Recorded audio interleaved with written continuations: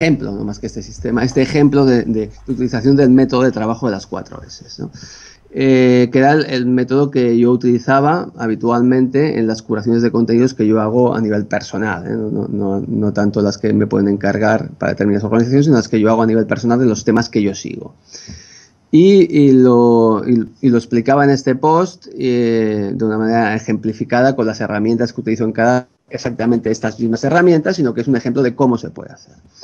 En mi caso, yo explicaba que hago curación de contenidos sobre 2 o 3 o 4 temas con diferente frecuencia. En algunos casos y casi siempre suelo combinar la publicación en tiempo real o de manera muy frecuente en redes sociales con lo que se llama slow curation, es decir, publicación a tiempo más lento, a nivel de artículos más pensados, y en función de eso, de esos diferentes temas y esas diferentes frecuencias de publicación, tengo pues un método con una serie de herramientas que son las que explicaba.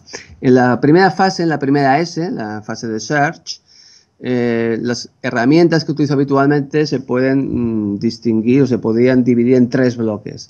Por una parte, los sistemas de alertas, como Google Alerts o Talkwalker Alerts. Por otra parte, todo lo que sería, digamos, el formato RSS, el formato de sindicación de contenidos, en el cual tú te suscribes a fuentes y vas recibiendo las actualizaciones de esas fuentes. Yo en este caso utilizo como herramienta Feedly, hay otras muchas equivalentes. Y un tercer bloque de herramientas sería todo lo que es la monitorización en redes sociales, que se puede hacer directamente en Twitter, pero yo sobre todo utilizo para esto 2 herramientas que son TweetDeck y Hootsuite. Digamos que cada uno de estos 3 bloques son independientes en el sentido de que te ofrecen resultados distintos, aunque a veces puedan coincidir entre ellos algunos, ¿no? Pero que yo considero que los 3 son importantes e insustituibles, es decir, no se puede prescindir de uno de ellos, porque lo que encuentras en uno de estos bloques no lo encuentras en el otro o en el otro.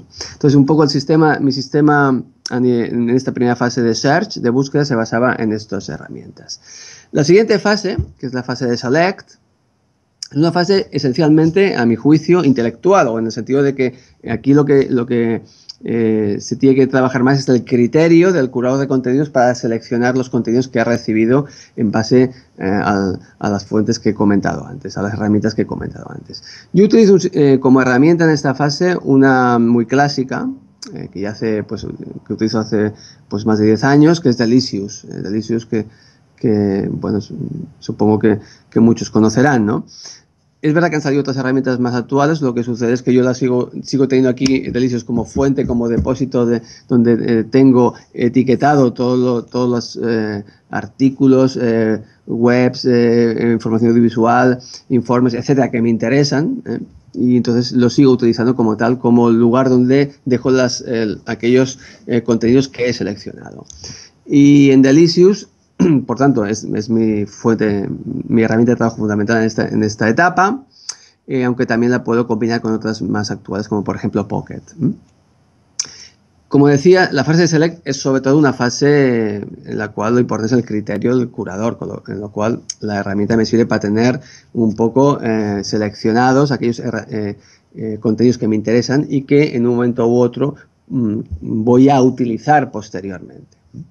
Pasamos a la fase 3, de la curación de contenidos, que sería la fase de sense making. Sense making es la fase de aportar valor, en la cual yo ya he decidido sobre qué quiero hablar, sobre qué quiero compartir a mi audiencia, a mis usuarios o a mis clientes, y entonces esto lo hago a partir de una serie de herramientas. Como decía al principio, yo utilizo mucho la content curation en tiempo real. Entonces, en tiempo real que hice en redes sociales, en el momento, entonces en ese sentido yo utilizaría Twitter. La parte de sense making sería hacer caracterización de contenidos en Twitter, que esto lo he explicado con detalle en 2 posts en nuestro blog, Los Content Curator, con las técnicas como para hacer curación de contenidos en Twitter.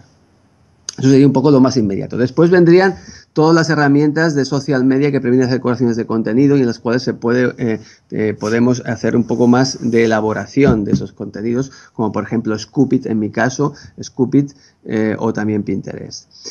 Y especialmente ya aumentando el nivel de elaboración de los contenidos, iríamos a los blogs y por último a los artículos. En este caso, de mis dos blogs, que son Documedios y los Content Curators, y los artículos que puedo ir publicando en revistas profesionales y científicas, y que se basan en el trabajo previo que he hecho antes de curación de contenidos. En esta fase de SenseMaking, por tanto, dependiendo de la herramienta que utilices, puedes elaborar más o menos, puedes aportar más valor o menos a los contenidos que compartes y que ofreces a tus usuarios. Y por último, la última fase es la fase de share, es la fase de difusión.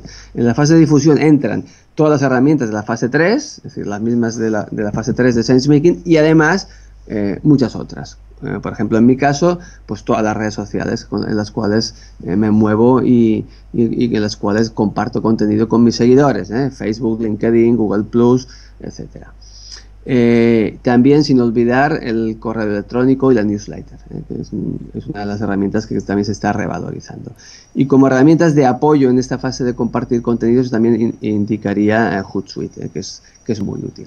Bueno, digamos que sería un poco un ejemplo de todas las herramientas que utilizo, y en el post explicaba también con detalle algunos ejemplos concretos de las búsquedas que hago, y igualmente ponías links a algunos de los productos concretos de las fases de SenseMaking y de Share.